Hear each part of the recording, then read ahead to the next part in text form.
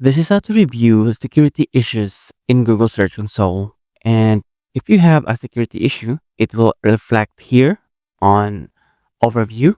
And you can see here there is one security issue.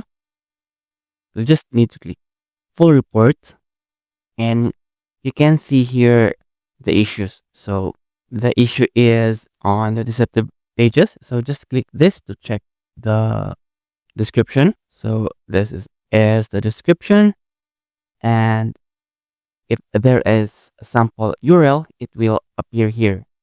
And if a URL appears here, you just need to fix that URL, see if there is any security issues, and come back to your Search Console and request a review.